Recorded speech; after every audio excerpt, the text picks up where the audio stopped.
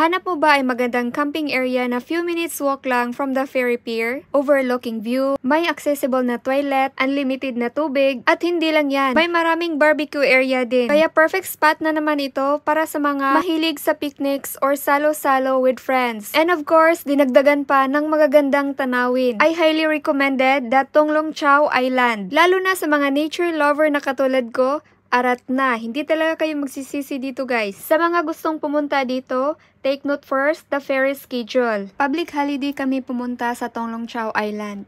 9 AM yung sinakyan naming ferry, at 5:30 PM naman yung balik. Yung starting point natin is Saiwanho MTR Station, Exit A.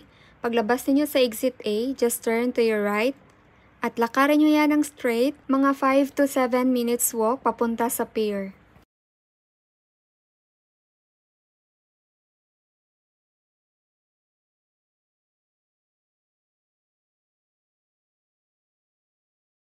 Pagdating ninyo dito sa pier, may makikita kayong sign to Tonglong Chau Island dito sa gilid sa may left side.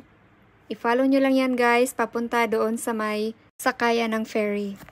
Octopus card ang ginamit kong pangbayad. Unang-una nagtap ako ng 27.5 Hong Kong dollars papunta sa Tonglong Chau. At nagtap na naman ako ulit ng 27.5 pabalik sa Saiwanho. Habang nakasakay kami sa ferry, may nagbigay sa amin ng ticket. So ito yung kinuha naming time, 5:30 PM kasi ito yung gusto naming time na pabalik sa Saiwanho. The ferry journey takes 45 minutes. At una siyang mag-stop dito banda guys, huwag kayong bababa dyan.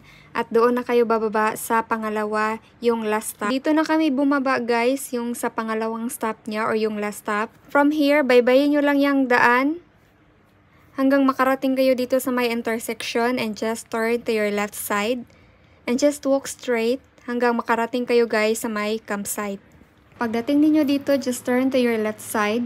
May makikita kayong mga tindahan or bilihan ng mga tubig. Diretsuhin nyo lang yan ang lakad guys hanggang makarating kayo sa campsite. Sa mga mahilig mag-hike, pwede nyo rin i-explore ang buong isla. At yan lang guys, thank you so much for watching and see you in my next adventure and follow for more.